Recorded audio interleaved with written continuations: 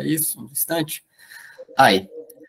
Bem, galera, é um prazer ter vocês essa noite aqui. Então, já vou começar a apresentação aqui, divulgando o Instagram do nosso palestrante. Eu já sigo, se você não segue, vai lá e segue. Que é o Pedro Peste, né? Ele é professor, mais para frente a gente vai comentar. Mas já divulgando aqui, se você ainda não segue, já corre lá e segue. A página tá tudo à fruta lá no Instagram. Outra página muito bacana aqui para vocês seguirem é o da Frute, @FruteFCA. Por lá que a gente divulga todas as atualizações e novidades, né? Temos aqui vídeos, né, de enxertia, até a divulgação das palestras que acontecem, bem como a divulgação dos palestrantes do simpósio, como a divulgação de lotes e outras informações relacionadas à fruticultura. Dentro do perfil do Instagram da Frute, né, Frute_FCA, a gente tem aqui o Linktree, que é o link que hospeda vários links. Então, caso a gente clique aqui, ele abre, né, aqui do Grupo Frute, e tem duas opções. A primeira é o simpósio de fruticultura e a outra o circuito de palestras. Caso a gente clique aqui no simpósio de fruticultura, ele vai abrir a página do nosso simpósio. E esse nosso circuito de palestras, ele foi idealizado, primeiro, para transmitir o conhecimento para o público em geral e também divulgar esse nosso simpósio, que vai acontecer dia 5 e 6 de outubro deste ano, aqui em Botucatu. E aqui tem toda a descrição, né? Não vou ficar lendo, nós estamos no primeiro lote. Se a gente descer mais a página, temos mais instruções e também a divulgação dos palestrantes, né? Que vão estar conosco nesses 2 dias. Caso vocês estejam interessados, como eu falei, entra no Instagram da Frute, clica no Linktree, vai abrir essa página, simpósio, e aqui temos mais informações. Aqui, no nosso caso, né, o circuito de palestras, quem já está com a gente aqui desde a primeira, essa é a nossa terceira palestra, já conhece. Para você que está aqui da primeira vez, que eu vi que tem gente nova, a gente entra aqui na página do Iven 3, vindo aqui, né, no Linktree, ele nos abre essa página. Você faz o login, realiza a inscrição. Esse circuito de palestra é totalmente gratuito, com emissão de certificado, né? Nós temos aqui a descrição. No total serão 10 palestras. Após você realizar a inscrição no circuito de palestra, você vem aqui em atividades e quero participar das atividades. Que nem a gente já teve a primeira do Camilo, a segunda da professora Janine e a de hoje do professor Pedro. E as próximas já tem algumas divulgadas já e espero que seja muito proveitoso. Então, galera, acho que é isso da apresentação inicial. Agora eu vou parar o compartilhamento aqui e apresentar o nosso palestrante de hoje.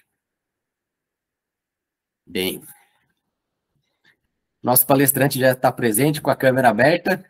Ele é o Pedro Maranhão Peste, ele possui graduação em agronomia, mestrado e doutorado em fitotecnia pela Universidade Federal de Lavras.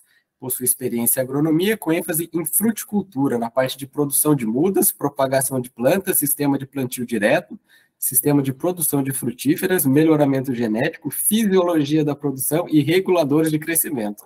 Então, a gente vê que tem bagagem. Atualmente é professor de fruticultura, olivicultura e viticultura na ESAL UFLA, desde 2022. Então, nessa palestra, como a galera já sabe, vamos abordar as podas infrutíferas. Então, professor, acho que expliquei bem aí sobre o senhor e boa apresentação. Qualquer coisa, eu, o Harrison, a gente está aqui para auxiliar, tanto por aqui quanto pelo WhatsApp. Tá bom? Maravilha, Felipe, obrigado. Harrison, obrigado pelo convite. Você explicou até coisa que eu não sabia que eu sabia, viu?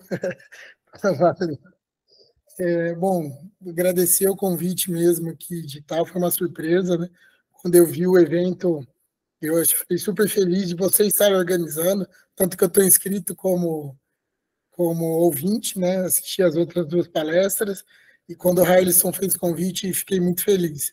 Então, vamos tentar falar um pouquinho de poda, que é um assunto que eu gosto bastante de trabalhar, quando a gente divide disciplina aqui na UFLA, né? Eu estou na UFLA desde 2005, vim fazer graduação e fiquei, ano passado deu certo de virar professor efetivo, né? Na parte de uva e oliveira, mas eu sempre trabalhei muito com fruticultura temperada e manejo, né? Então, eu brigo na divisão de disciplina, vou ficar com a parte de poda, porque é o que eu mais gosto ali. Então, vamos, para não enrolar muito aqui, deixa eu colocar... Só um complemento aqui, galera. O Harrison vai mandar ao longo da palestra, né, a lista de presença no chat. Então, como foi das outras vezes, o padrão normal. Só para a turma não ficar, às vezes, preocupado que passou, que perdeu. Isso, e ao final também a palavra-chave também que nós vamos estar divulgando no decorrer da palestra. Sim, e ao final também vamos ter um espaço para perguntas para o professor. E é isso, galera. Uma boa palestra a todos. Bom, pessoal, eu não estou vendo, então, moçada, vai me avisando aí, principalmente controla o tempo. É um tema que eu gosto bastante, então eu costumo empolgar. Doutor. E peço desculpa que hoje eu estou no hotel aqui, que amanhã eu vou dar uma palestra de caquizeira, e tem um pessoal saindo para jantar, então às vezes vai ter um barulhinho extra aí. Então, pessoal, a ideia é a gente falar, o convite foi para falar de poda, né? Mas hoje eu mudei de propósito aqui para manejo de copa frutífera. Vocês podem ficar tranquilos que a gente vai falar muito de poda, tá? Mas eu queria trazer esse conceito de manejo de copa, é um conceito um pouquinho mais completo, quando a gente fala em fruticultura, tá? Então, o que é o manejo da copa, né? É a manipulação da árvore para otimizar a produção e qualidade de frutos, né? E a gente aumentar os benefícios dos pomares. Então, ele requer mais que podar e formar a árvore, tá? Ele é um conjunto de técnicas de manejo de floração, crescimento de fruto e produção, qualidade dos frutos e a parte fitossanitária. Isso é extremamente importante para a gente. Então, esse conceito de manejo de poda eu peguei de um pessoal da Nova Zelândia, né, de uma apresentação de abacate. Eu trabalhei muito com abacate antes de entrar como professor efetivo na UFLA, né? E abacate é uma cultura que a gente está tentando desenvolver mais a poda, mais os conceitos de manejo de copa, né? Então, vocês vão ver que vai ter muita fotinho de abacate aqui, por mais que eu sou mais assim temperadas. Então, o que é o objetivo do manejo de copa, né? Nada mais é que ajudar a planta a colher mais sol. A gente vai trabalhar radiação incidente, então o clima e o comprimento das estações, isso é São Pedro que determina. A gente até consegue manipular de alguma forma, mas hoje ainda é muito caro esse tipo de manipulação, né? A radiação, a porcentagem de radiação interceptada pela árvore, então a densidade de plantio, formação e poda da árvore, isso a gente manipula super bem. E aqui algo que a gente ajuda a planta é a eficácia de conversão de energia luminosa em fruto, tá? Então, menos madeira, né? Quem madeira é quem produz árvore para poste, para morão, para nós fincar nossas uvas. Engenheiro florestal, produtor de madeira. Agrônomo, fruticultor, a gente quer fruta. Então, é o mínimo de madeira para a gente ter reserva e para nós termos quantidade de fruta, aguentar a produção, tá bom? E para conseguir isso, hoje é interessante trabalhar com novas combinações de copa e porta-enxerto. Por exemplo, citricultura está evoluindo muito para plantas mais adensadas, outras plantas também, né? Então, quando a gente fala no manejo de copa, né, o que a gente quer é aumentar o índice de colheita. E nada mais é que o índice de colheita, pessoal, é o máximo de fruto pelo volume de copa que eu tenho. Então, a gente vai falar mais na frente, mas a melhor métrica hoje de produtividade para ver eficiência de pomar tem a ver com a parte de produção por volume de copa, não mais produção por planta. Produção por planta é uma das métricas mais burras que a gente tem aí em termos de ver eficiência de pomares, tá? A planta não diz nada, o que vale é o volume de copa ocupado, ou pelo menos faça por hectare, porque o hectare é a unidade financeira nossa ali, tudo vai custar 1 hectare, tá bom? Então, o que a gente tem de fazer é maximizar a interceptação de luz, o seguinte passo é assegurar a matéria seca, né? Fazer a planta converter isso em carbono e transformar em fruta, em flor de fruta e não em excesso de madeira. Então, isso vai resultar num alto índice de colheita e, normalmente, quanto menor a árvore com maior produção, melhor esse índice de colheita. Então, é isso que a gente tem de buscar. Então, o que é o manejo ideal, tá, pessoal? E aí, agora, já focando mais na parte de poda. Então, um bom manejo de copa, a gente tem um tratamento fitossanitário perfeito, uma nutrição perfeita também, e a gente pode ajudar com algum tipo de regulador também. Mas quando a gente fala em poda, a gente está falando em buscar eficiência de mão de obra, principalmente colheita, eficiência no aproveitamento de luz, né? A planta não pode ter alto sombreamento, ou se tiver alto sombreamento, é um alto sombreamento mínimo. Então, aqui eu brinco com meus alunos, né, aqui na UFLA, aqui em Lavras, o pessoal tende tudo a ou trabalhar com grãos ou com café, né? E café é uma das plantas mais burras que tem, porque ou plantinha para ter um alto sombreamento que consegue. Então, ela perde muita da eficiência dela, porque ela mesma se auto-sombreia. E a gente, na fruticultura, a gente tenta fugir disso, e aí a gente usa a poda como uma estratégia para fugir. Desculpa. E outra coisa que a poda tem de ajudar é a eficiência do tratamento defensivo. Então, a cauda ela tem de passar pela copa. No dia que vocês forem num pomar e ver o atomizador pulverizando, e você não vê cauda saindo do outro lado, você está errando feio na poda. Está errando feio, a copa não está arejada o suficiente. Com certeza você não está atingindo o alvo do tratamento sanitário, que é a parte de baixo da folha. Então, a gente pensa na poda, no mínimo, nessas 3 coisas, a gente tem de melhorar. Isso aqui só para vocês terem exemplo, é do pessoal da Nova Zelândia, essa foto, mas poderia ser aqui no Brasil. Uma planta mal manejada na poda e uma planta com a poda bem interessante, tá? Olha como aumenta a luminosidade ao longo da copa toda aqui, provavelmente porque ele tirou o topetinho que tinha aqui fazendo sombra. Então, o que a gente tem que saber antes de podar, moçada? Essas 5 coisinhas aqui, tá? Isso está no livro do professor Fachinello, Fruticultura, Fundamentos e Práticas, tá? É o livro clássico que a gente usa. E a primeira coisa que a gente tem de ver é isso aqui. A seiva se dirige com maior intensidade para as partes altas e iluminadas da planta.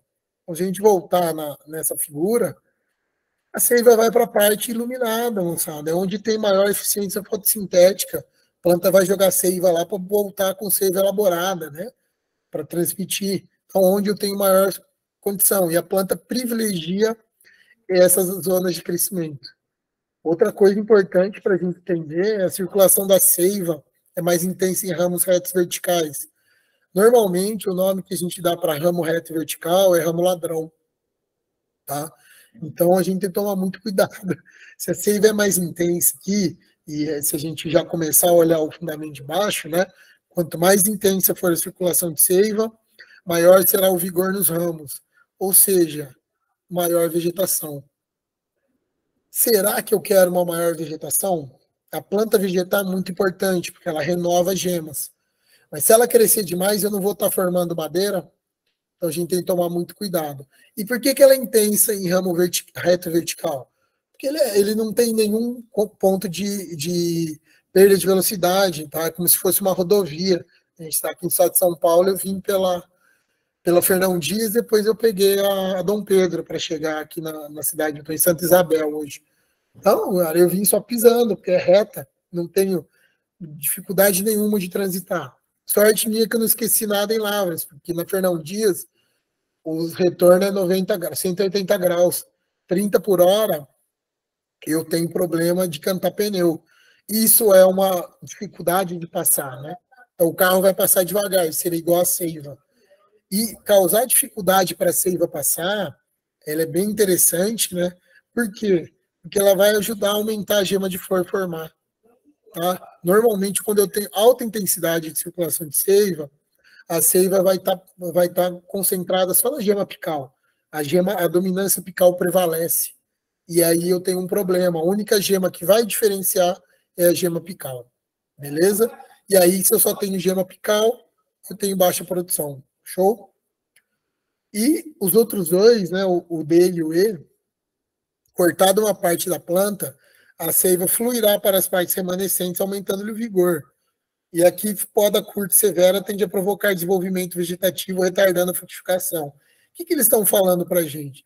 Quando eu tiro uma parte da copa, eu diminui o encanamento, né? Imagina a planta como um cano, e que, por exemplo, 100% da copa eu tenho 100 litros de seiva. Se eu tirar 25% da copa, até a planta entender que não é para ela puxar mais 100% e sim 75%, demora um tempinho. E nesse tempinho ela vai puxar 100% por um volume de 75%. e aí vai aumentar a intensidade. Então vai dar vigor, vai fazer a planta vegetar mais. E quando eu faço uma poda curta é algo acima de 50% que eu vou retirar da copa ou do galho, aí o negócio fica intenso demais. Aí a planta vai vegetar de uma forma tão grande que ela vai esquecer de diferenciar a gema e só vai produzir madeira, tá bom? E às vezes isso pode demorar mais de um ciclo. Show?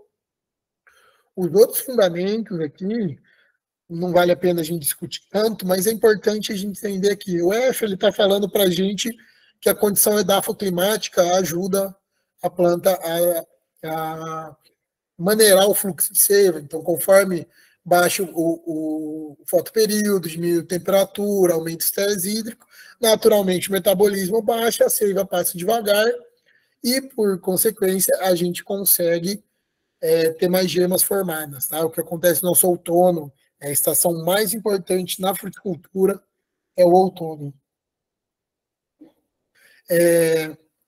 O vigor da gema depende da posição e número de ramos, tá?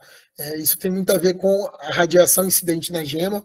Quanto menos luz a gema pegar, menos chance ela virar uma gema florífera. Essa aqui, pelo amor de Deus, né, moçada? Vigor e fertilidade da planta depende de grande parte das condições edafoclimáticas. Se eu não tiver uma condição boa para a planta desenvolver, nem me espere produção.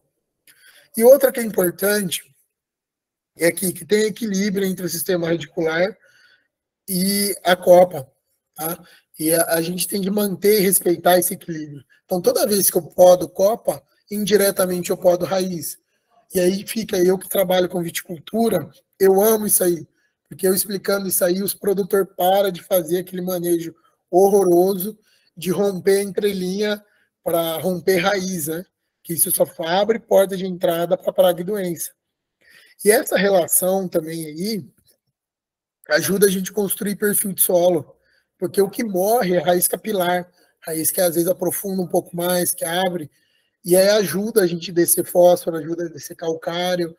Então é sempre recomendado, pós-poda, uns 10 dias, 20 dias no máximo, eu já fazer esse tipo de adubação, porque os bioporos vão estar abrindo, tá bom? Só para a gente casar duas práticas aí, adubação não é o tema de hoje, mas lembrem sempre disso. Coisas importantes que nós temos de entender: hábitos de crescimento de planta. Oliveira, uma planta arbórea, mirtilo, uma planta arbustiva, e uva, uma planta rasteira, trepadeira, né? Mas se eu não der nada para ela subir, vai virando um pé de abóbora assim. E que eu quero mostrar para vocês. Eu consigo, plantas de porte alto, grande, árvores, né? A gente consegue diminuir ela para virar um arbusto, ou dependendo, eu consigo conduzir como uma planta trepadeira. Mas o contrário não acontece. Então eu tenho de aprender, respeitar e entender o sistema de manejo que eu vou usar para adaptar o porte e o sistema de condução. Muda muito. Uma planta arbórea, normalmente, ela tende a vegetar mais, acumular mais madeira do que um arbusto e do que uma trepadeira. Tá bom? Entender as condições edafoclimáticas. Essa foto aqui é maçã em Maria da Fé, tá? Aqui em Minas. Maria da Fé é a cidade mais fria de Minas. A gente está numa média lá de, acho que 16 graus anuais, né, a média. E essas variedades de maçã, da corçãozinha que eles têm lá, ainda passa calor lá. Então ela não cresce bem, o material não é adaptado à região. E ela vira, olha como ela investe em madeira por não estar adaptada. É muito quente para ela, mesmo 16 graus de média, a gente chega a invernos que fica negativo, ela cresce demais. Então eu preciso entender o material, a adaptação dele à minha condição edafoclimática. Bom, hábito de florescimento é importante a gente entender. Tá? Da onde sai a minha flor? Que tipo de estrutura, que posição no ramo? Se é no ramo do ciclo anterior, se é no ramo desse ciclo, como que funciona isso aí, né? O professor Faquinello também traz essa estrutura aqui. A gema pode ser vegetativa ou florífera, tá? E aqui no florífera, a gente pode dividir em florífera, só florífera e florífera mista, que vai vir com o broto e o ramo. E ramo, né? as brotações das gemas, aí sim eles podem ser vegetativos, floríferos ou mistos. Isso vai depender muito da biologia da planta. Normalmente, guarda assim, na dúvida, a maior parte das plantas frutíferas tem gemas e ramos mistos. E aqui, só para ver, é importante eu saber olhar, eu ver qual gema é uma vegetativa. O pêssego é muito fácil, tá? Esse raminho aqui. Normalmente, as duas laterais são floríferas e a central vegetativa. A ameixeira, quando o ramo é novo, comporta igual o pêssego. Mas quando o ramo vai envelhecendo um pouquinho, ela forma essas coroinhas aqui, tá? Olha aqui, ó, aqui era uma tríade. E com a gema lateral, florífera, bem gordinha, tá? E a gema vegetativa mais fininha aqui. Mas ela pode formar essas estruturas aqui, que são coroas, que a maior parte das gemas sempre vão ser floríferas. E a pereira, que a gente tenha, aqui está claro de ver, né? Gema florífera, no caso da pera é uma gema mista, né? Vai abrir flor e vem o brotinho logo atrás. E a gema vegetativa, tá? Via de regra, moçada, para frutíferas lenhosas, as gemas floríferas sempre são maiores, tá? Principalmente as plantas de clima temperado, no qual a maior parte das plantas, né? O ramo cresce na estação passada, sofre indução floral e na estação atual que ele floresce. Então, a indução, a formação do ramo da gema ocorreu no ciclo passado. E aí a gente vê essa diferença marcante. Quase todas as temperadas a gente tem essa diferença marcante. Sempre. A planta, a gema florífera vai ter uma base mais larga, normalmente ela é mais arredondada e mais fácil de destacar do ramo. A vegetativa ela é mais fininha, mais coladinha, tá bom? Então, aprenda a olhar isso, observe, né? Meu pai, que é um grande agrônomo também, pesquisador do IAC, na parte de solos, né? O Afonso Peixe, ele fala, um bom agrônomo tem que ser bom observador. E a gente, para aprender a podar, a gente tem que aprender a observar o hábito de crescimento da planta, tanto o biológico, o genético, né? Esse que não vai mudar muito, mas como ela se comporta na região. Aí a gente é bem assertivo. Aqui, pera, novamente, tá? Perimação funciona dessa forma, mas mais no finalzinho eu vou explicar como a gente conduz, mas o objetivo nosso, né, são plantas, a pera é uma planta de dominância apical muito forte, maçã também, então normalmente a única gema que diferencia é a gema apical, as outras pequenininhas são gemas vegetativas. Então o nosso trabalho é fazer a planta não empolgar de formar um galho muito grande, para não ter a gema apical lá muito grande e gastar muita energia, gastando nutrição para usar essa madeira que não vai me dar fruto. Então a gente forma ela, força ela a ter essas estruturas atrofiadas, tá? Que a gente dá nome de dardos e esporões. Algumas cultivares a gente não consegue, aí ela forma essas brindilas. Então, quanto menor a brindila, né? A brindila é um galinho entre 15 e 20 centímetros, vai variar a temperatura, a literatura, pode ser uns grandes, mas quanto menor, melhor, porque isso aqui é tudo madeira que não serve para mim nesse momento. A única produção vai estar aqui, tá? Outra coisa importante, então, ó, eu já sei o porte, a necessidade climática dela, já sei da onde sai a flor, né? Então, se a gente voltar aqui, se a gente pensar em mangueira e abacateiro, por exemplo, sempre é na ponteira, sempre a pontinha do ramo que sai. É por isso que a gente usa estratégias para controlar a vigor delas, né? Na manga a gente domina super bem usando PBZ, abacate que a gente está aprendendo. Caquizeiro, castanheira, estão sempre galhos na ponta. A gente tem que tomar cuidado. O pêssego não. O pêssego ele tem gema ao longo do ramo todo. Isso influencia demais a poda. A gente vai falar disso. E entender o biociclo da plantinha também, né? Então, numa planta de semente, quais são as fases que ela vai ter, né? A primeira fase, semeei até a planta jovem, período juvenil. É um período que a planta não floresce, nem é porrete. E é um período de forte crescimento, às vezes ela pode apresentar espinhos, a morfologia foliar muda, então, como se fosse nós, é uma planta jovem, um molecão. Ela vai chegar no período de transição, ela vai sair do período de moleque para aborrecente, que ele vai ficar num período ali que ele quer brincar de carrinho, fazer outras coisas que não pode, tá? Poder pode, mas na idade dele melhor não ainda. Mas e vai ficar nessa fase. Até ele chegar a uma fase que ele já vai estar mais estruturado, o corpo se estruturou, conseguiu acumular reserva, lignina, e já aprendeu a florescer bem, né? O importante é isso. Então, se a gente pegar o pessoal da fisiologia, né? Aí na Unesp, se não me engano, vocês têm o professor João Domingos, né? Que é uma referência para nós. Ele vai falar, não, apareceu primeiro a flor, já era, já virou adulto. Para a gente no campo não funciona muito bem assim, não, porque ela não é a partir da primeira flor, ele já fica especialista em fazer flor e produzir. Então, essa fase eu chamo de fase de transição, vai ficar 3 anos até a planta equilibrar, perder aquela vontade de crescer muito e aprender a produzir. Que aí, quando ela equilibra, ela chega na fase de produção. E aí, moçada, é o nosso trabalho de fazer ela ficar um bom tempo aí. Tá bom? A gente vai girar esse ciclo 1 milhão de vezes, porque é o período de produção, é onde a gente vai ter o payback da produção, né? E chega uma hora que não tem jeito, ela vai passar para a senescência e aproveitando a época do ano, a gente faz festa junina, né? Eu gosto tanto que eu tô de bigodão e rouco. Bom, festa junina da UFLA aqui. Faz parte. Então a gente tem que entender isso. Uma coisa que deve estar de interrogação na cabeça de vocês, né? Hoje na fruticultura, vocês tiveram uma palestra de substrato maravilhosa, na última terça, penúltima terça, não lembro, mas que a gente faz muda clonal. Então, teoricamente, a gente não tem essa fase juvenil na planta. Mas aí eu pulo do gato do bom pomar. Eu preciso formar a fase juvenil entre o primeiro e segundo ano, pelo menos, porque a planta precisa florescer. A planta precisa ganhar caixa, ganhar esqueleto, ganhar corpo.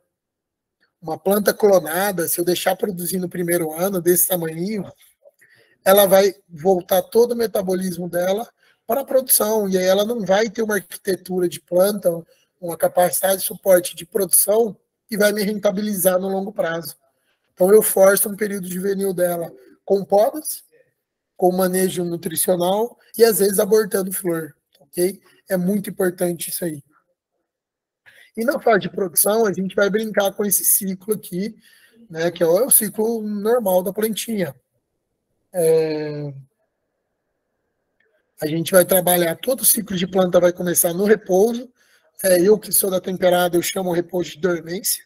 Para as plantas de clima temperado, a dormência ela é muito mais pronunciada, né, do que para uma planta perenifolha, como o abacateiro, como os citros, por exemplo. Mas eles têm repouso, tá? Aí vai chegar, no Brasil comporta mais ou menos dessa forma, principalmente centro-oeste para baixo. Nordeste pode inverter alguma coisa por conta da estação chuvosa. O maior estresse nosso no sudeste e centro-oeste, né, que é a região que a gente mais está, não é frio, moçada. É estresse hídrico, para a maior parte das plantas. É um dos motivos que eu não consigo produzir oliveira em lavras, por exemplo, e garanto que aí em Botucatu vocês vão ter um pouquinho de dificuldade. A gente não tem o frio suficiente que a oliveira precisa. Mas a gente produz uva. Por quê? Uva, o estresse hídrico é suficiente para induzir ela a passar pelo repouso e produzir tranquilo, tá bom? A gente precisa entender o estresse que a planta precisa. Então, ela vai brotar, chega no finalzinho do inverno, brota. Primavera, né? A estação das flores vai ter floração e frutificação.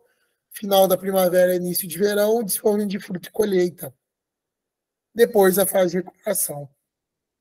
Uma coisa importante vocês têm que entender, e a poda é importante nisso, é brotação, floração, desenvolvimento de fruto é dreno.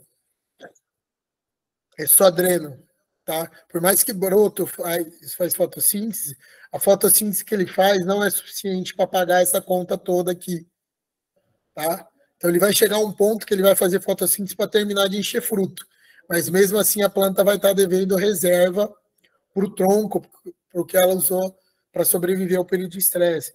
E é a fase de recuperação que faz isso aqui para a planta. Então a planta é igual um urso que vai invernar, né? Não sei se já assistiram o Zé Colmeia na vida aí, Mas é isso aí, a planta trabalha, come, ela acumula reserva, passa o estresse, depois começa de novo. Tá? É bem isso. E essa começar de novo gasta muita energia.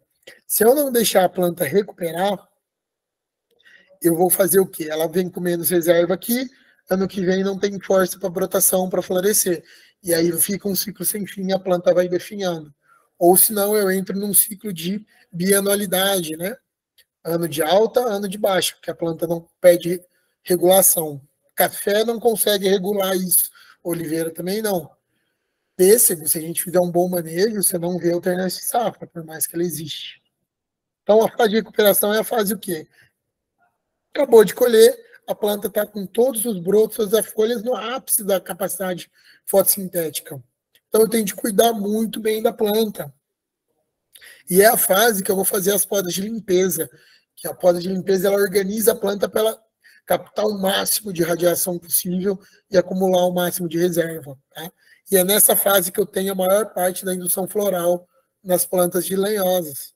Sempre pós-colheita ocorre a indução floral, porque eu começo a aumentar carboidrato dentro da planta. Tá? Uva, por exemplo, não precisa recuperar aqui. É bom que ela recupere, mas a indução floral vai acontecer mais ou menos aqui. Mas pêssego, pera, maçã, caqui, citros, abacate, manga, tudo a indução floral ocorre nessa parte aqui, tá bom? Então é a parte mais importante, é a fase que normalmente os agricultores erram. Por quê? Ele colheu, vai viajar de férias com a família e esquece de cuidar da folha. Nessa fase, ó, final de verão, moçada, tem muita chuva, tá calor, doença pra caramba, vai desfolhar a planta. E aí a gente tem problema. Se a planta desfolhar antes do repouso, ela vai brotar e brota é dreno. Em vez de ela acumular reserva, ela perde. Então a poda é muito importante aqui para ajudar e tratamento fitossanitário, hein? Vocês agrônomos aí, vocês formar e não cuidar da planta nessa fase, eu vou caçar vocês o resto da vida. Outra coisa importante entender, vigor. Vigor de planta. O que é vigor? Vigor é a vontade da planta crescer. Tá bom? Então, os fisiologistas, o pessoal da semente fala que a vigor é a planta que tem capacidade de crescer em condição estressante. No meu pomar, eu não vou dar uma condição estressante para a planta. Às vezes, sim. Tá? Vou fazer uns manejinhos fora de época, produzir fora de época, pode até ser, mas são coisas leves e controladas. Então, se eu tiver uma planta de alto vigor e uma condição boa, ela vai crescer pra caramba. E aí eu tenho um problema. Por quê? Toda poda estimula a planta a crescer. A gente não faz poda para a planta não crescer. É o contrário. Eu posso tirar um galho grande, um galho que cresceu muito. Mas se eu podar, logo após a poda vem um broto, não vem? Quando a formiga corta a planta, o brotinho não aparece? Então, a formiga podou. Então, até para a gente dar uma definição bonita de poda, né? Poda é a remoção metódica de partes da planta. Por que metódica? Porque eu tenho um objetivo, eu tenho um método de fazer para atingir algum objetivo. Então, guarda isso no coração. Você quer fazer planta crescer, planta sadia e bem nutrida, lógico, né? Pode podar elas que elas vão crescer.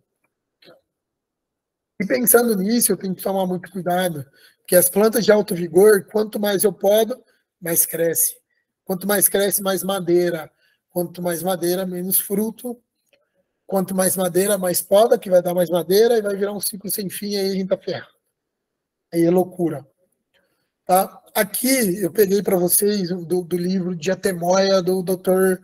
Leon Bonaventure, foi um dos grandes entusiastas, né, das pessoas que introduziram a Temoia no Brasil, aqui no estado de São Paulo, região de Campos do Jordão. E ele fez, isso aqui é uma figura clássica de livro de poda, ele fez a moda dele, né, mas ela é bem interessante porque posição do ramo em relação à quantidade de açúcar no fruto, calibre de fruto, produtividade por metro linear de galho, que é mais importante do que produtividade por planta, e a iluminação. Então, a gente vê que o galho reto e vertical, que é o galho ladrão, é mais ou menos, né? Fruto de calibre ruim, produtividade ruim, e vai. À medida que eu vou arqueando, olha a produtividade como aumenta, né? A 180 graus, puta, baita produtividade, que maravilha. Só qual que é o problema? Olha o calibre de frutos e olha a quantidade de açúcar dentro do fruto. O galho fica tão para baixo que eu vou ter, assim, é tão difícil a seiva circular que diferencia um montão de gema. Show. Só que aí ele não capta luz, tem tanto fruto que a gente não consegue fazer crescer e não acumular açúcar. Então hoje, o que a gente prega? Para plantas de baixo vigor, ângulos próximos a 30 e 45 graus. Porque planta de baixo vigor tem dificuldade de crescer. Então, se eu judiar dela, ela não vai crescer, não ocupa espaçamento, e aí eu vou ter um problema, eu vou ter vazio no pomar, vou ter meu volume de copa prejudicado, e aí a produção lá embaixo. Plantas de médio a alto vigor, ele vai ficar entre 45 e 60, tá? Algumas ali, médio vigor, pêssego, goiaba, abacate, manga. Então, no 45, 60, um pouquinho mais deitado, a gente consegue um bom equilíbrio entre frutificação e vegetação. Então, eu tenho uma renovação ativa de gemas, mas não é algo exagerado. Então, quando eu falo renovação ativa, moçada, lembra que depois que a gema floresceu, a gema já era. Eu preciso ter outra gema, uma gema nova. Então, crescimento vegetativo é importante. A gente vai deixar nesse ângulo. Plantas de altíssimo vigor, e principalmente as pomáceas, né, maçã e pera, a gente vai trabalhar, né, com dominância apical forte, com ângulos de 90 a 120 graus. Mais para 120 graus, principalmente em condição muito quente, igual está sendo bem comum aqui no sul de Minas, plantio de maçã, em Goiás, na região do Distrito Federal também, né? E só que são regiões quentes, eu preciso para um ângulo bem maior. Show? Moçada, como que eu tô de tempo aí? Agora é 7h40 agora. Tem tempo ainda, senhor. Tem mais aí o tempo que o senhor quiser. Ó, tá na metade só. Bom, vamos lá, tipo de poda. Isso também é uma definição clássica do professor Facnello, né? Eu falo professor Facnello, que é só para dar referência do livro para vocês, tá?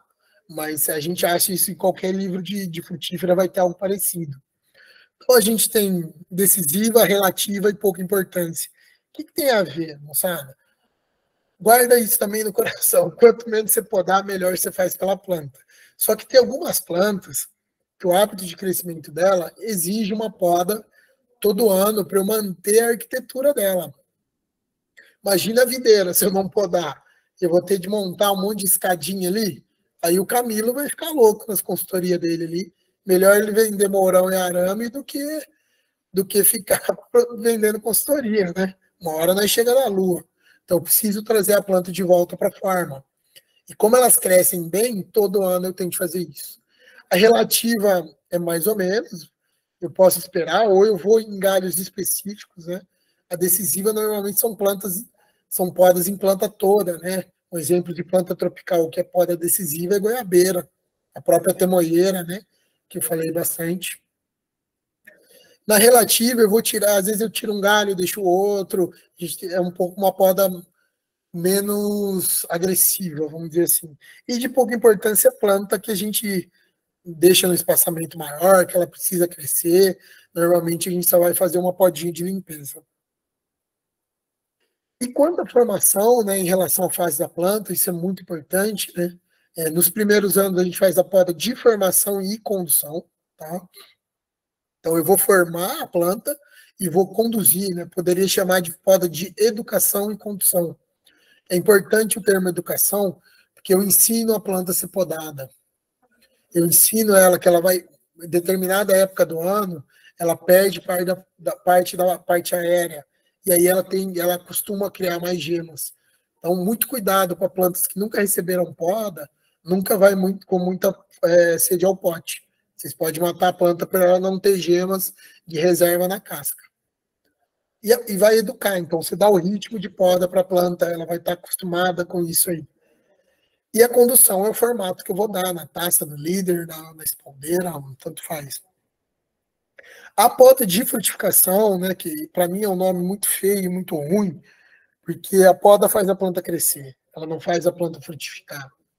faz a planta frutificar, um manejo de copa bem feito, ela captar muita luz, ela não perder folha, ela ter uma ótima nutrição. Então, a gema já virou flor antes da poda. Isso é importante vocês entenderem isso aí. Por que chama poda de frutificação ou poda de produção? Normalmente, a gente vai fazer nas temperadas, principalmente, no momento que a planta tende a acordar. E como eu estou estimulando com a poda, a planta responde com a abertura das gemas, que a maior parte delas vai ser floríferas. Então, o pessoal acha que é a poda que faz produzir, mas a produção aconteceu antes, tá? Então, deveria chamar poda despertadora, mas aí, tradução de livro, vocês já viram, né? Ficou nisso aí. Então, cuidado, a poda de frutificação é uma poda que ajuda a planta a homogeneizar a brotação, porque eu estimulo todos os galhos, e eu posso aproveitar para fazer um raleio de ramos ou gemas para já começar a controlar a produção. Essa é a função da poda de frutificação. Poda de rejuvenescimento é quando a planta está velhinha, então eu faço uma poda bem forte para ela renovar um monte de vegetação e produzir por mais tempo. E a poda de limpeza é a poda mais importante de todas. Se vocês tiverem de caprichar em duas podas, é poda de formação, então os 2 primeiros anos, os primeiros 3 anos, capricha na formação da planta. Pensa que é o teu filho, aquele filho preferido que vocês têm, filho único, que você quer um filho perfeitinho. Tá? Você conduz a pão de ló. E poda de limpeza, pessoal. Poda de limpeza resolve 90% dos problemas de qualquer pomar. E o que é a poda de limpeza? Eu, na minha graduação, tinha muita micareta. Tem aquela música do sopraieiro, né? Então, eu guardei poda de limpeza assim. Quando a gente canta a música do sopraieiro, né? Sopraieiro, mãozinha para cima. Isso da micareta, as mãozinhas para cima, é a pior coisa do mundo. Por quê?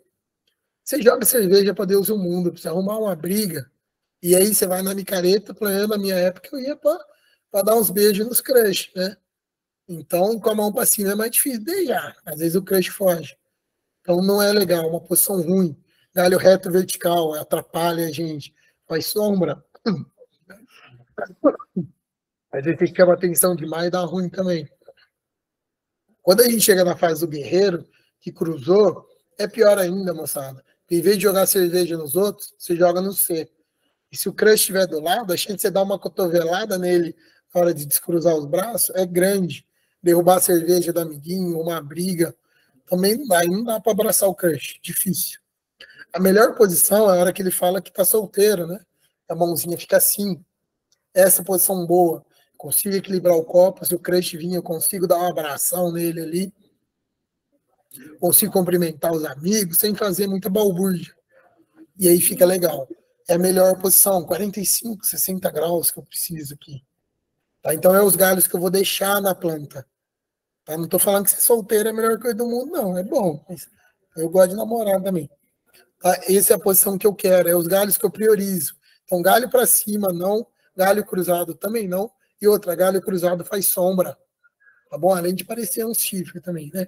Mas ele faz sombra que um galho sombreando o outro, eu vou perder a área de indução floral. E aí, você dá aquela carmada na música, né? Você vai botar as mãozinhas para baixo para dar uma respirada. Mão para baixo na micareta é perigo. Vão derrubar teu copo, vai derrubar cigarro nele. Você pode bater a mão na bunda de alguém, dá problema. Então, não funciona. Galho virado para baixo eu tiro, porque ele vira dreno, não pega a luz. Tá? E o último que me fartou, que normalmente é aqueles amigos que vai para micareta, mas chapa tanto antes não esquenta, e fica em casa, os amigos bodados, né? E é galho seco doente, que é galho que a gente vai tirar. Então, da poda de limpeza, os únicos galhos que eu priorizo são os galhos que eu deixo, os galhos de produção. Galho virado para cima, cruzado para baixo, seco doente, rapa fora com eles, tá bom? Se eu fizer isso todo santo ano nas minhas plantas, eu vou diminuir demais a intensidade de poda de frutificação, ou seja, ela vai vegetar o suficiente. Eu vou manter a planta sempre na formação que eu deixei e eu vou atrasar a poda de rejuvenescimento. Tranquilo? É importante, poda de limpeza é a melhor. Vocês lembram da micareta? Isso, não pense em ginástica, para cima, cruzado, ângulo e para baixo. Show? E aí, quando eu faço essas podas no biociclo? período juvenil ou período de formação da muda clonal, poda de condução, educação e condução. E essa poda vai acabar na fase de transição, início da fase de produção. Na fase de produção, o que a gente vai fazer? Poda de... Não dá para escutar? Limpeza, né, moçada? Limpeza, e para algumas culturas que precisar, a poda de produção. Tá bom? Nem todas as plantas você precisa fazer a poda na saída do período de repouso. A gente conhecer a plantinha. E antes de chegar na fogueira, eu posso fazer uma poda de rejuvenescimento. Show? E no ciclo normal, a gente vai encaixar, né? A poda de produção vai estar por aqui, as plantas que necessitarem. E a poda de limpeza, ou ela vai estar aqui, ou ela vai estar aqui. Tá? Vai depender muito de como a planta está. Se a planta já é uma planta bem conduzida, normalmente, um pouquinho antes da dormência aqui, a gente faz só uma desbrota, só uma seleção de ramos, uma limpeza leve. Quando a planta está meia boca, antes um pouquinho aqui, a gente faz uma poda de limpeza um pouco mais pesada, que vai tirar um pouco de galho mais grosso, abrir um pouco mais a planta. Forma de fazer poda, moçada. Só existe 3 formas de podar uma planta. Encurtamento. Então, plantas que eu tenho gema florífera ao longo do ramo todo, eu posso encurtar. Plantas que estão sendo formadas e eu quero que ela cresça, eu encurto, porque a gema florífera pode estar por aqui, eu não quero que floresça, já tiro o mal aqui, e ela vai brotar e vai crescer mais forte.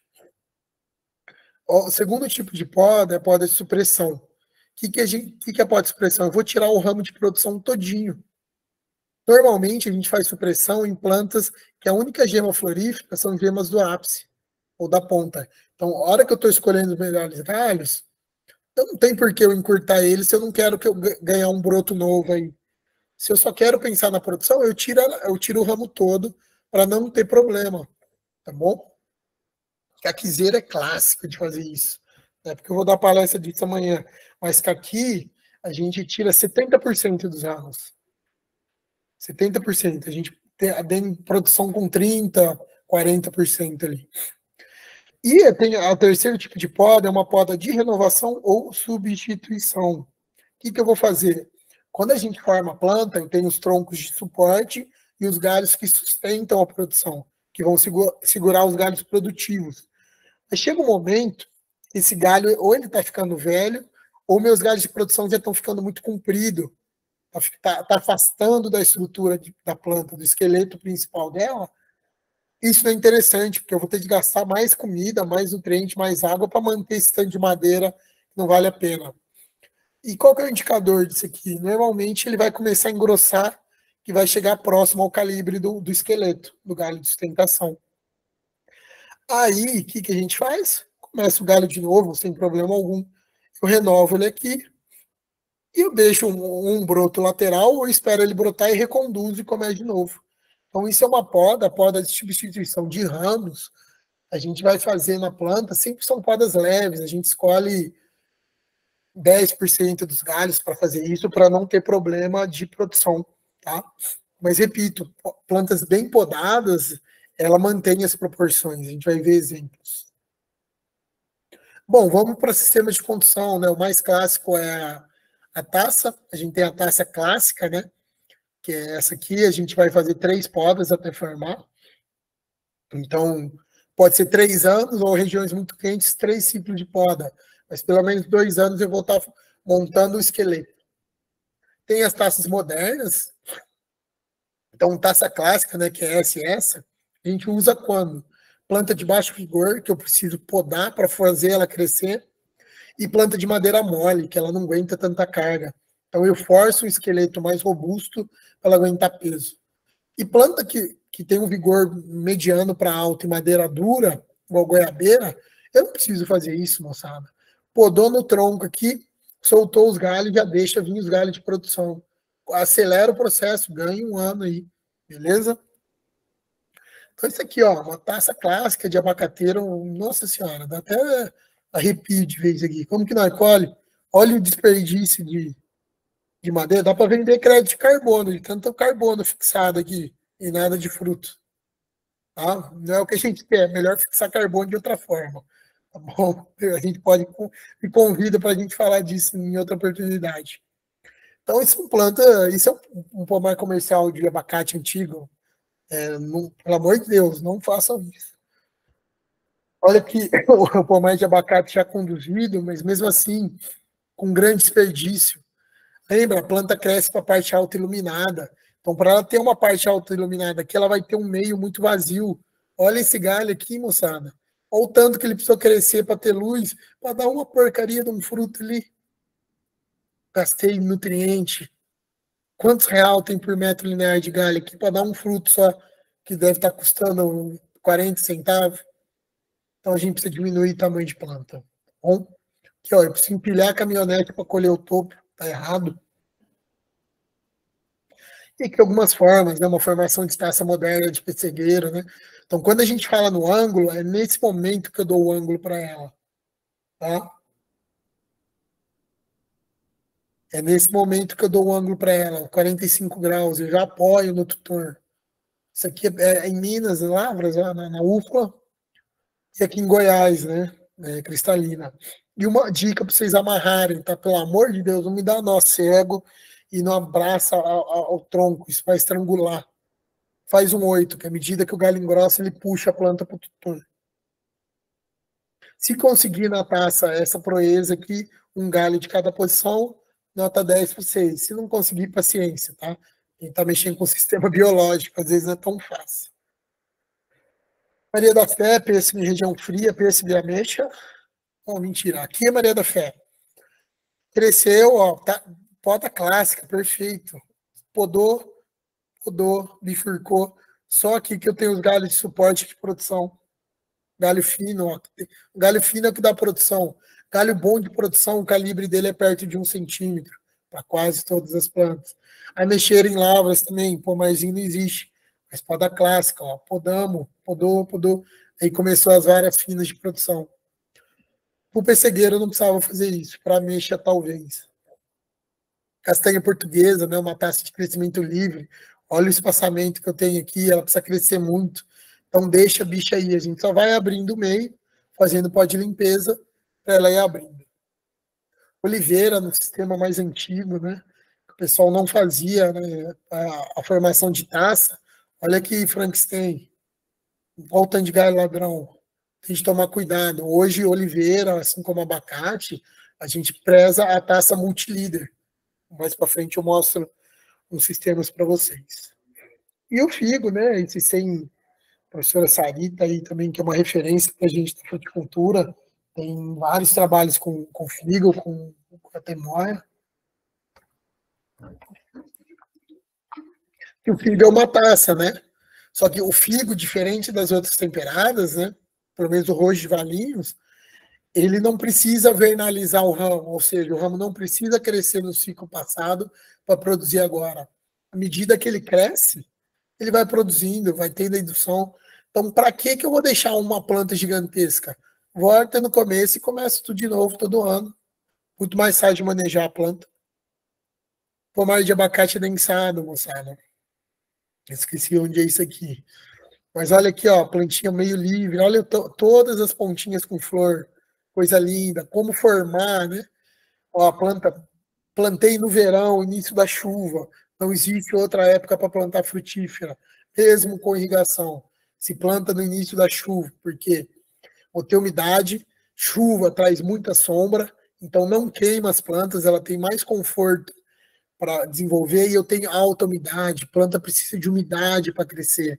Então não adianta eu plantar no inverno porque eu tenho irrigação, você só está fudendo a porcaria da muda. Desculpa o palavrão, tá bom? Vocês fazem o professor João Domingos ficar triste com vocês, que vocês não aprenderam fisiologia.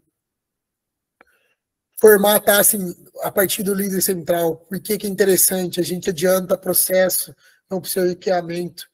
Goiaba dá para fazer isso, manga, abacate, pêssego dá para formar. Planta muda e deixa ela crescer limpa. Deixa o líder vir. Por quê? À medida que os galhos laterais vão formando, eles não fecham. Eles não vêm para cima, porque o líder está lá impedindo eles. Então, obrigatoriamente, eles vão sair mais angulados, buscando luz. Quando esse galho travar, você vem aqui, corta o líder e já era. vai ter foto ali na frente. Formação em cordão, tá? Cordão duplo, é mais comum, pessegueiro. A gente ganha tempo, diminui o volume de copa por planta, isso facilita demais a pulverização. A produção vai estar toda aqui, ó. Então, a cauda atinge, a folha vai estar viradinha para cima, a parte de baixo, que é onde os insetos e os fungos mais usam para infectar, vai estar fácil de eu atingir com o atomizador. É um sistema super interessante, tá? Funciona para várias frutíferas isso aí. E olha que planta equilibradíssima. Tronco grosso, o esqueleto e os galhos de produção todos ramos finos. Você não vê mais nenhum galho grosso na planta. Pouquíssimo. Então eu trago a produção de volta para o galho grosso, para o esqueleto. A única madeira que eu engrosso da planta é a condução dela. Bom, nada de deixar aquelas plantas ganhar um galho. Podador antigo tem esse... dá até vontade de dar uns tapas neles. Porque ele vai... não, deixa eu aproveitar aqui, tá uma falha. Puxa um galhão lá, o que acontece? Ele vai fazer sombra para o tronco. Aí eu não tenho produção. Eu vou fazendo esse tronco perder capacidade de brotar. Aí eu vou precisar de um galho ali. Vai ficando igual um chifrudo ali. Você quer fazer podador parar de deixar galho, rabicho para aproveitar ponto? Começa a chamar ele de chifrudo. Vai ver que eles param. Ameixeira em formação, né? A ameixa a madeira é um pouquinho mole. Se produzir demais, ela racha. Então no Y é muito difícil eu ter um galho de cada posição. Então a gente dobra. Quando eu faço essa dobra, ele ganha mais força. E olha que planta equilibrada novamente. Galho grosso é o Y. Todos os galhos de produção são mais fininhos. Olha a capacidade da carga. Tá? Eu tenho um galho próximo do outro. Né? O que é o ótimo para a gente? Um galho de produção a cada palmo, entre 10 e 15 centímetros, eu preciso ter um galho fino de produção. Para qualquer frutífera, essa regra é válida. Sistema em palmeta, mais para vocês verem, com a adoção de muro frutal. O pessoal está tentando usar isso no Brasil, mas ainda não está muito legal, tá? Mas para lugares muito frios dá para usar, ou para uma fruticultura ornamental, é bonito. O mais importante para a gente, talvez o sistema mais base, né? Deveria ter começado por ele, é o líder central. É o sistema que toda planta aprende a crescer nele e depois, naturalmente, de acordo com a interação com o ambiente que ela tem, ela forma a taça. Então, vocês verem, todas as plantas, ela cresce como um líder. Sai o eixo principal e começa a ramificar. Por que ele é o sistema mais interessante para a gente? Porque, naturalmente, ele ramifica a planta. Então, desculpa. Nessa ramificação, ele diminui a intensidade de seiva. Então, chega uma hora que ela para de crescer e eu tenho produção. É o sistema mais inteligente que a gente tem e o mais fácil de manejar, porque exige menos poda quando a gente trabalha bem. Então, hoje, as taças que a gente trabalha são taças multilíder. Então, cada perna da taça, né, eu esqueci de falar, a gente pode deixar de 4 a 6, hoje com adensamento cada vez mais 4 pernas, né? E no Y vai ter 2. Cada uma dessas pernas funciona como um líder. Vai ter a conformação do líder ali. E aí a planta fica muito mais fácil de a gente equilibrar, muito mais fácil de podar, tá? Então esse aqui, ó, abacate líder central. Quem disse que não funciona? Olha aqui, um líder principal, na verdade é uma perna de um abacateiro, tá? Carregadíssimo, moça, super equilibrado. Olha que lindo. Isso aqui é aquela mudinha, ó, o jeito que eu tô formando. Ó, o líder aqui, ele não deixa esses galhos virem para dentro, então vai formar. Ah, mas isso aqui é um abacatão em líder central, dá? Regiões que a gente já usa porta-enxerto na nicante, funciona. Para nós, ainda a gente está apanhando a muda de porta-enxerto clonal, a nicante é muito cara no Brasil. Então o pessoal não está adotando, a gente precisa mudar. Maçã, isso aqui no estado de Goiás, tá? Então, a maçã, a gente trabalha ela já com a vara bem alta, pelo menos 1,80 m, 2 metros, para eu não ficar podando, tá? Para eu não modificar o líder toda vez que eu modifico, né? Então, o que é o líder modificado? A planta cresce, eu podo para estimular a brotação, aí eu deixo o broto crescer de novo, podo e podo. Quando eu faço isso, principalmente em região quente, a dominância apical não deixa dar uma brotação boa, fica muito vazio. Então, quando eu adquiro a muda já vernalizada, ela tem uma brotação mais uniforme. Ela já vem no tamanho, eu não preciso podar, e ela já começa a formar os galhos. Aí eu só tenho de começar a arquear. Né? Olha aqui, isso aqui é Minas. Os galhos todos virados para baixo, a gente faz na marra, tá? O ideal é que ele não formasse essas barrigas, mas é um pouquinho difícil, principalmente quando eu uso fita. Quando eu uso o macaquinho, né, que é um tutorzinho, bem a arminha aqui, né, e que a gente apoia ela assim no galho, que ela faz o galho sair reto. Tá? Por quê? O galho com barriga, essa parte comporta como um galho a 45, 30 graus, então ele vai brotar muito, e essa parte comporta como um galho arqueado. Então eu tenho dois comportamentos no mesmo galho, isso é problemático, mas assim já ajuda. Isso em São Tiago, né, o melhor produtor de maçã de Minas, né, por coincidência o nome do proprietário é Tiago também, xará do município, ele formando a muda. Então a muda veio, deixei crescer, a hora que ela começa a lignificar, deita os galhos todos, 120 graus, sem dó. Eu espero, isso é importante, o galho chegar no tamanho final dele, tá bom? Então a hora que você vê que ele travou o crescimento ali no início do outono, é o momento de arquear. Porque se eu deixar ele brotar, ele vira a pontinha, aí vai me dar problema. Pomar antigo a gente faz na marra, tá? Pomar que nunca foi conduzido, bate o serrote até o meio, dobra o galho, amarra, depois que cicatrizou, só vantagem. Aí eu consigo esse tipo de estrutura aqui. Tá? A planta não sobe. Aqui um exemplo de poda de substituição ou renovação. Olha aqui, ó, o calibre do galho de sustentação. Isso serve para todas as frutíferas, para todas. Então, podia ser uma perna do abacateiro. O galho lateral começou a engrossar muito.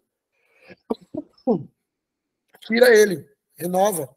Porque 50%, ó, ele começa a competir demais com o fotossimilado do tronco principal. Ele não deixa subir comida. Aí esse galho aqui vai ficar fraco. Esse galho provavelmente não brotou bem porque tinha esse fortinho aqui. Então eu preciso fazer isso, eu preciso arrumar essas condições. Sempre poda com uma beiradinha maior para baixo. Para quê? Para eu forçar o broto sair de baixo. Que aí eu diminuo o esforço de arqueamento de ramo depois. Tá bom? Esse toco aqui ficou meio exagerado, mas se a gente fosse escolher, com certeza eu ficaria com o broto de baixo, que ele já está vindo mais deitadinho. Plantas bem conduzidas viram árvore de Natal. Tá bom? E olha que essa aqui nem está 100%. Um exemplo da importância do arqueamento nas pomáceas em sistema de líder, né? Planta mal arqueada, ó, cheia de barriga, e provavelmente o produtor tirou ponta, olha o tanto de galho ladrão.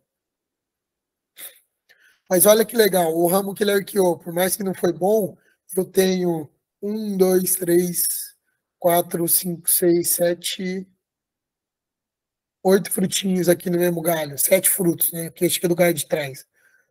E olha o líder central, que o bonitão não tirou flor.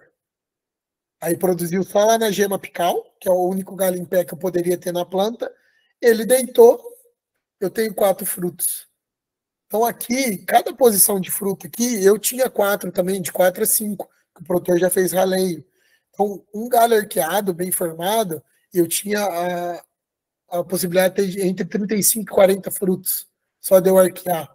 Um galho que ficou em pé, 4 frutos. Eu vou ter de tirar para ganhar calibre, vou ficar com 1. Então, a importância do arqueamento, tá? Isso aqui é o que ocorre naturalmente na natureza, com todas as plantas.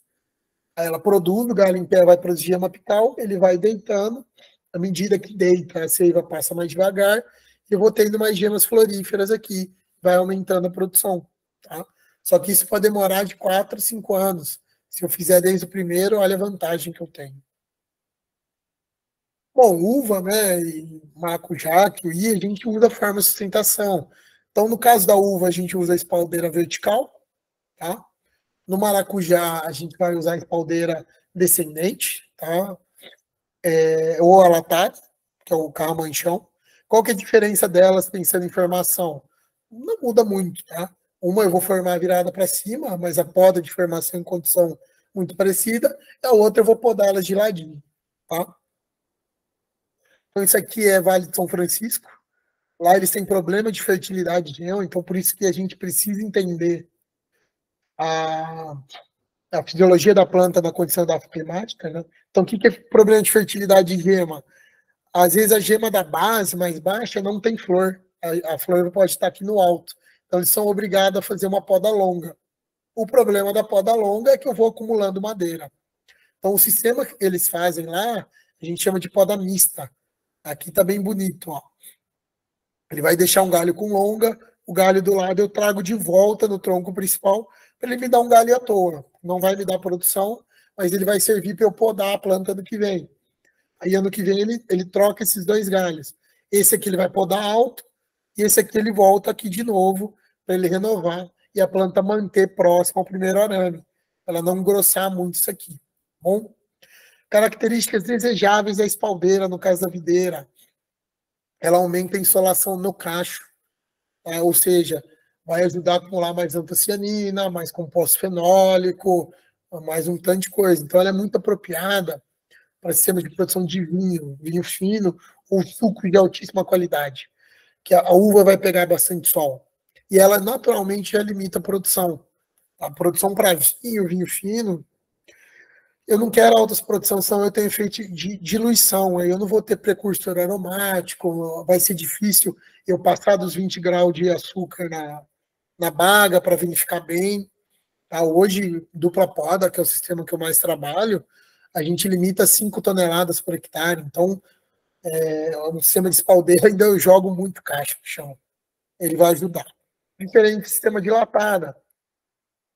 Isso aqui é Vale de São Francisco, as fotos foram tiradas no mesmo dia, tá? Quando a gente fala em produção de uva de mesa ou uva de suco, que eu não preciso ter tanto esmero, muito interessante o sistema latada, porque como ele aumenta tanto a copa da videira, eu posso deixar uma produção maior. Então, eu estou saindo aqui de um sistema de 5, que pode chegar até 20 toneladas, para um sistema que eu consigo fazer 60, 80 toneladas ano. Tá? Para uva de mesa, que ela só precisa ser doce e crocante, tá ótimo, tá? Mas a formação é a mesma, ela vai subir, vai conduzir no arame e eu vou deixando os esporões, galho grande, galho curto. Aqui para o sudeste, por exemplo, para as uvas normais, a Niágara, Bordeaux, tem uma alta fertilidade, então é sempre 2 gemas, a poda nunca sobe. Isso é bem interessante a gente entender. Um outro sistema que a gente pode usar é o sistema Y, tá? Ele funciona bem, é um híbrido, né? É mais caro de montar que a espaldeira, mas não é tão caro igual a latada. Funciona muito bem em alguns locais aqui no Sudeste. O pessoal gosta muito desse sistema. Mesma coisa. Primeiro arame aqui, eu vou trabalhando as podas no arame. Outros sistemas de condução, né? Para amora preta e framboesa, por exemplo. As duas fotos são amora preta, tá? Mas aqui é um sistema antigo. Hoje a gente usa mais para framboesa, esse sistema duplo, porque ela tem menos espinho, eu preciso ter uma densidade de ramo maior por metro para produzir bem, então eu deixo. A amora está cada dia mais nessa espaldeira vertical, porque ela tem muito espinho. Então imagina a produção aqui no meio, né? Porque aqui está bonitinho, está recém-amarrado. Quando está na produção, é ramo para todo lado. Então eu tenho de enfiar minha mão lá dentro, literalmente eu estou dando sangue para a cultura. Aí eu estrago muita fruta, uma produção assim é mais legal. Época de poda, já estou acabando, tá, moçada? A gente faz poda de inverno ou poda seca, tá? Normalmente usem o termo poda de inverno, porque às vezes você vai podar uma planta perennifólia no inverno e não. A gente usa o termo seco para poda de plantas temperadas que perdem a folha. E a poda de verão ou verde. Aí aqui no caso inverno, façam poda verde, que é quando a planta está com metabolismo ativo. Então, a poda de inverno, o metabolismo está baixo, poda de verde, o metabolismo está alto. Então a gente muda os porquês. Normalmente na poda de inverno eu quero estimular a planta a crescer. Na poda verde eu quero desestimular ela ou conseguir um crescimento, algo mais favorável para mim, tá? Então, na poda verde, a gente vai fazer desfolha, raleio, poda de limpeza. alguma retirada de excesso de ramos para melhorar a iluminação. Então, normalmente, podas leves. E a poda, né? Poda é remoção metódica, qualquer coisa, mas a gente costuma dar nome para a operação para facilitar a cabeça do operador. Porque se eu falo poda, ele vai podar do jeito que ele quiser. Mas se eu falar, vai lá cortar um ramo desse jeito, ou só tira a ponta, é mais fácil. Tira só ramo ladrão, raleia a fruta, desfolha, retira excesso de folha, ou sei lá. Tira o que você quiser da planta, mas se dá um nome, facilita. Isso é até uma dica para vocês na vida prática. Sempre faça alinhamento antes de qualquer operação. Então, vai podar? Vai lá, você define o padrão, começa a podar junto, divide a equipe, cada membro da equipe vai fazer uma coisa só. Porque se tiver muita coisa, a gente vai começar a confundir. E a hora que pega ritmo, entrou no automático, moçada, já era. E para podar, se você podou errado, você tem que esperar crescer de novo para podar depois. Então, na dúvida também, poda um pouquinho menos, tá? Para podar sempre tem tempo. Um exemplo de retirada de ladrão, de meio de copa, ladrão de tronco, tá? Isso aqui, esse é o famoso caso, no caso é uma muda de pêssego, tá? Mas é o famoso caso da laranja que virou limão. Você não deixou, não tirou o ladrão do porta-enxerto. Uma poda de limpeza na castanha portuguesa. Como eu sei que uma poda de limpeza é bem feita? Quando eu não prejudico muito a periferia da planta, onde eu tenho acesso à produção. O topo da planta, o topetão aqui, normalmente a gente não colhe. E é difícil de pulverizar. Então não tem interesse na produção aqui. Eu quero a produção em volta, na área que eu consigo pegar. Então, quando eu abro a planta e eu quase não mexi nessa parte, fica maravilhoso. E a medida, isso aqui é um exemplo de uma poda de um castanhal, um castanhal, assim, tinha uns 40 anos mais que essas aqui, tá? Que ele é usado de quebra-vento para um plantio de soja, o produtor quis recuperar para a produção. Então a gente começou a fazer poda de limpeza justamente para ganhar esses galhos. Olha que galho grosso, à medida que entrou luz, ele brotou, e eu comecei a ganhar galho de produção aqui dentro. E esse aqui foi bem curioso, porque arrancamos madeira. Nossa, foi só na motosserra, saiu uma tora desse tamanho. E a gente foi podando, tirando. A hora que a gente foi almoçar, foi para a sede. O dono, olhando da sede, o Castanhal, falou: vocês ficaram o dia inteiro e não tirando nada. Eu falei: vem cá, vamos depois do almoço ver lá. A hora que chegou, o cara ficou horrorizado. Era tanta madeira que a gente conseguiu acertar tão bem a poda que eu quase não tirei material do lado. Então, eu não prejudiquei o quebra-vento. Eu comecei a fazer a entrada de luz e a planta manteve a mesma conformação. Então, isso é uma poda de limpeza perfeita, tá? Vocês vão ver. E aí, a hora que você ganhar galho aqui, eu posso começar a pensar em rebaixamento de copa, tá certo? Então, acabou que eu tirei um monte de galho, não mexi no volume de copa produtivo, aumentei a produção do produtor e a gente foi trabalhando com uma poda bem feita. Outros tipos de poda, raleio, né? Maçã hoje não faz com a tesourinha. Você quer dar trote em calor, essas coisas, solta ele no hectare de maçã com uma tesourinha e manda ralear, deixar uma só. Ele fica louco na primeira linha, tá? É muita fruta. Pêssego, o raleio é manual ainda.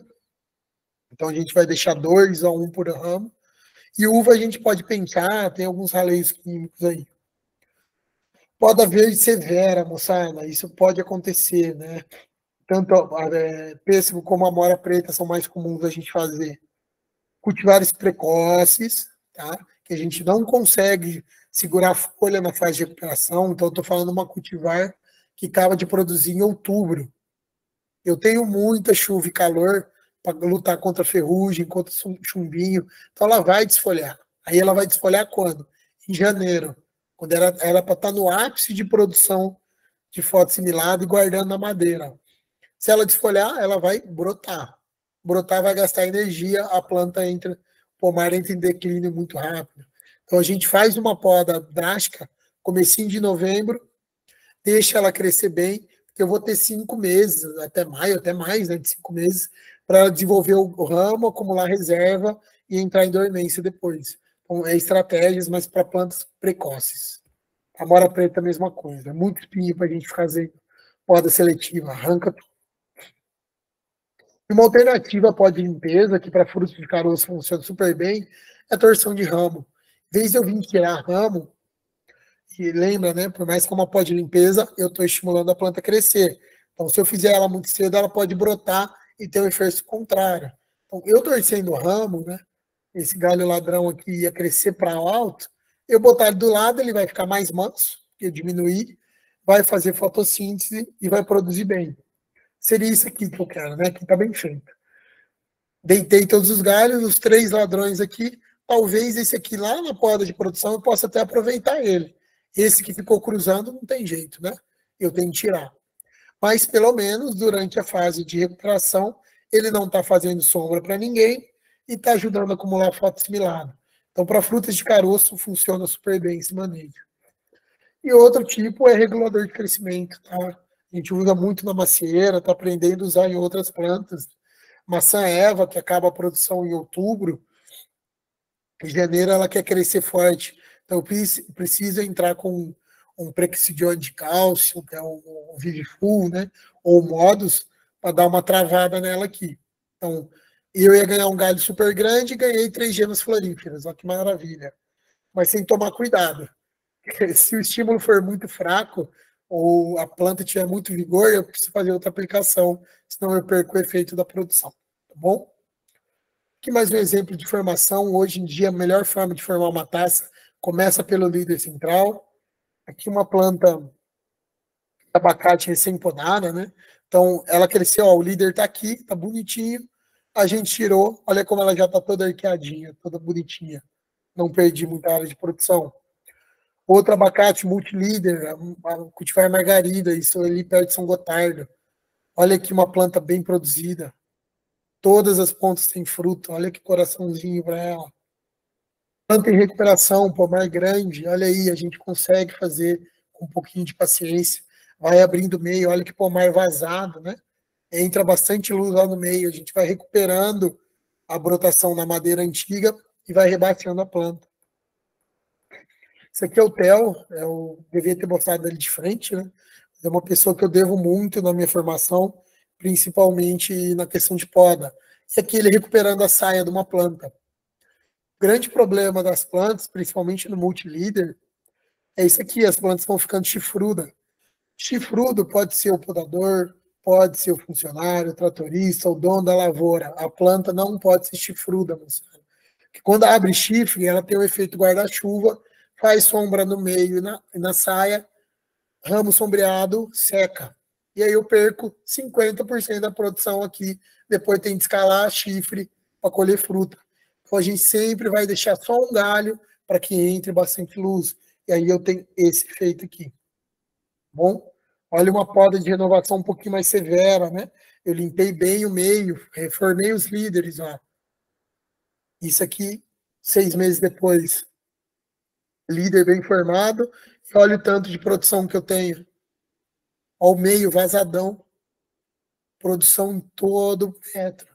Todo centímetro dessa planta eu tenho produção. É isso que eu quero. E a gente consegue isso para todas as culturas. Lógico que uma poda forte tem meu ônus, né? Eu vou ter que fazer desbrota. Olha o tanto de galho ladrão. Mas eu não preciso assustar. O galho ladrão, às vezes, ele é meu amigo. Por quê? Poda forte, eu tirei um galho aqui, ó, cicatriz. Mas eu tenho esse ladrão vindo com muita força. Arranco ele agora? Não tira não. Por quê? Como ele vai ganhar força, ele vai dominar, ele vai fazer esses aqui ficar fraquinho. E galho fraco, quando eu falo fraco, é médio, tá? Mediano, ele vai produzir, ele vira um galho produtivo. Então, eu vou tirar esse ladrão só depois que ele amansar esses aqui, porque quando eu tirar ele, eu tenho certeza que nenhum desses vai virar ladrão de novo. E aí eu consigo manejar super bem a planta. Então, aqui uma colinha para vocês, de adubação e poda, né? Então, poda de limpeza, ela pode vir aqui, e pode acontecer as duas ao mesmo tempo, mas quando eu faço poda de limpeza recorrente, normalmente eu trabalho só com uma desbrota. E a poda de produção vem aqui, tá bom? Moçada, é isso aí, desculpa se eu estourei o tempo, mas aqui minha rede social, né, os meninos já mostraram ali na frente, vou fazer o merchan do Núcleo de Estudo, que eu sou coordenador, né, que é o Nefrute, Núcleo de Estudo em Fruticultura, todos os eventos da UFLA que a gente vem organizando de fruticultura é divulgado por ali, e a gente tem um conteúdo também bem interessante, tá bom? E aqui meu e-mail para quem quiser entrar em contato. Maravilha. Maravilha, doutor Pedro. Muito obrigado pela sua palestra. Né? Estamos muito satisfeitos e honrados por ter esse momento de troca de conhecimento, de interação. Podem frutíferas é um tema muito pertinente, né? De norte a sul, leste a oeste do Brasil. É um assunto que a gente sempre precisa estar voltando, sempre precisa estar atenado e sempre sabendo o que a gente precisa fazer no momento adequado, né? Então, eu quero lhe agradecer nesse momento, já de início, pela sua excelente palestra. E eu quero saber se os participantes que estão aqui gostariam de fazer perguntas ao doutor Pedro. Se tiver, pode ligar o microfone, se apresentar e fazer sua pergunta. Nós temos a doutora Antônia Bronze, que está nos prestigiando. Pode ficar à vontade, doutora Antônia Bronze.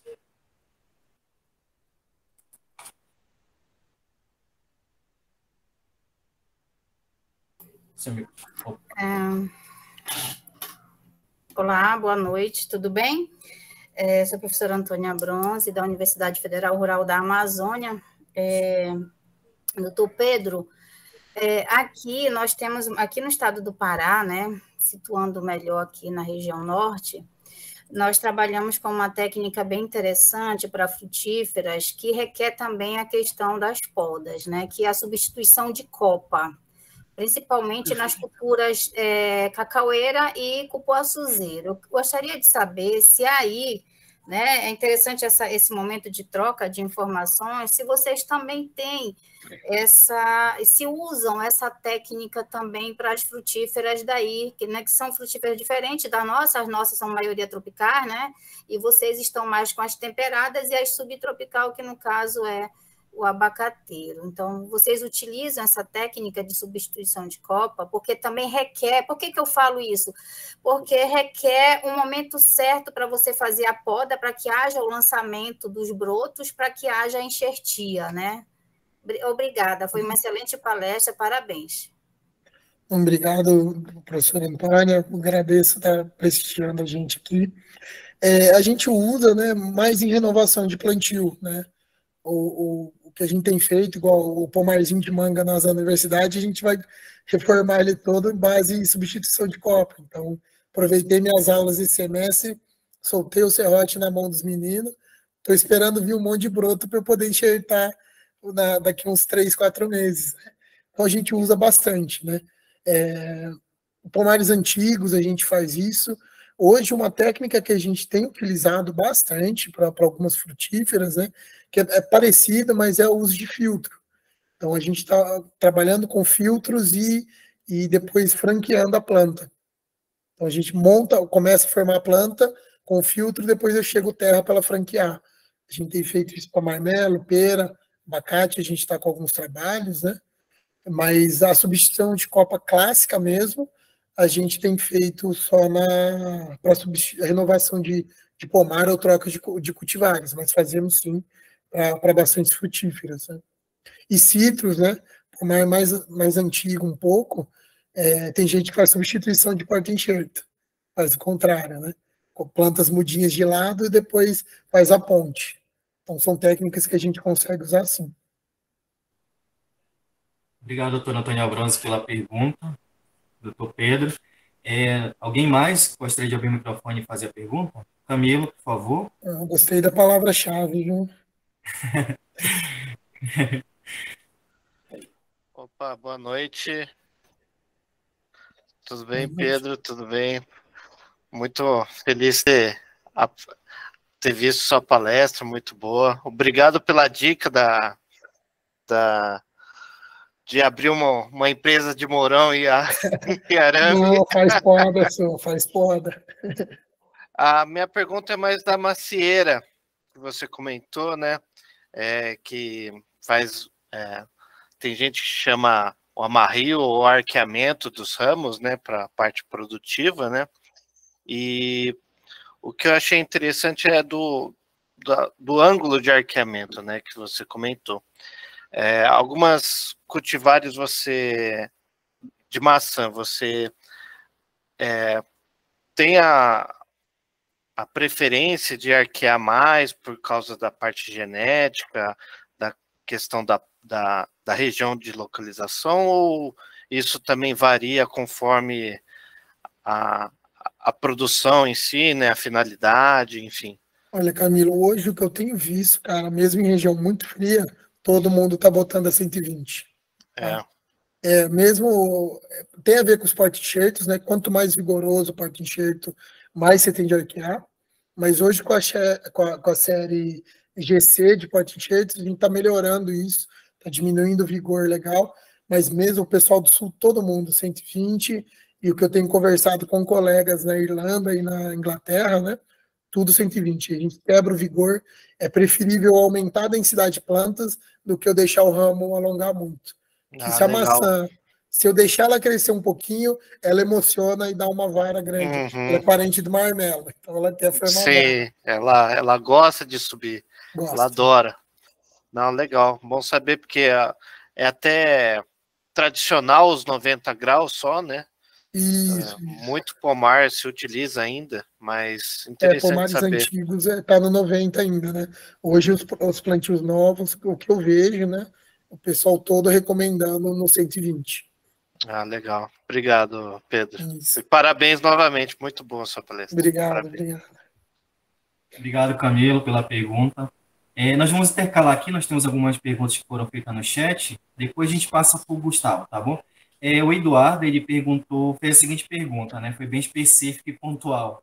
Como fazer a poda em Niágara ou Niagara para deixá-la mais produtiva? Formar bem, cara. Formar bem. Hoje a gente tem muito pressa de formar uva e a gente deixa o cordão ficar muito comprido e quer soltar esporão. E aí ela vai falhar, tá? Então faz uma poda de formação boa, às vezes seguir o clássico ali, 5, 6 gemas, poda, vai deitando. Uva a gente ganha formando esporão, não tem jeito. Então, quanto mais esporão eu tiver por planta, então um esporão a cada 10 centímetros é que eu tenho a produtividade final. A gente está pensando de 1 a 2 cachos por esporão. Então, a poda de formação é melhor. Se a tua Niágara não está muito produtiva, começa a contar esporão por metro. Se estiver baixo, começa a fazer podas de reforma. E a poda de produção, cara, normalmente a Niágara 2 gemas é razoável. Outra dica que eu dou é que na pressa também o pessoal forma uva na feminela, né? Então a uva brota, tem o neto, ou a feminela, e como ele já desenvolve legalzinho, o pessoal já quer deitar e deixar ele em pé. O grande problema disso eu não vou ter formação de gema na base do ramo. E a hora que eu for fazer a poda, não tem gema para brotar de novo. Eu tenho que fazer uma poda alta. E aí vira um caminho sem fim. Você vai ter que subir. Uma hora que você precisar renovar, não dá certo. Então, a primeira poda de produção da uva, então por isso que uva a gente tem de segurar a onda para formar ele em 2 ciclos de poda, pelo menos, eu tenho de fazer uma poda baixa, para formar coroa, para eu ter gema de casca próximo ao esporão, para eu poder estar renovando ele e não correr risco de perder ele, tá bom? Não sei se ajudou. Acredito que sim. Obrigado, Pedro. A próxima pergunta aqui do chat foi da Juslane. Ela te cumprimenta, né? Boa noite. Ela faz a seguinte pergunta. Qual é a altura mais indicada da poda para a formação da taça, entre parênteses, a altura do solo até o início da formação da taça, e quais frutíferas tropicais mais indicadas para a formação dessa taça? Olha, normalmente entre 60 e 45 centímetros, tá? Eu brinco assim, na altura do joelho. Por que a gente fala altura do joelho? Porque o pomar tem de estar condizente com a altura de quem vai podar. O ideal é a gente terminar a planta mais ou menos à altura dos olhos ou da testa. O esqueleto morrer aí, para que ela ainda crescer um pouquinho, soltar o galho de produção e eu colher com a mão esticada. Acabou. Tá bom? Então, 45, 60 centímetros. A condução em taça, ela é uma condução indicada assim, para quando realmente eu não tenho um poder de investimento grande, para ter várias mudas por hectare, né? E para produtores de baixa tecnologia. Eles não têm condição de ficar fazendo poda constante. Eu enchi a bola do líder central, né? Mas ele dá muito trabalho, eu tenho de arquear, eu tenho de ficar muito mais atento em cruzamento de caule, a desbrota, posicionamento de ramo. É maravilhoso, mas dá um trabalho. Então, para quem não consegue ter essa presença no pomar, ou ter mão de obra para fazer isso, a taça é mais legal. Mesmo para maçã e pera, por exemplo. É uma condição mais tranquila.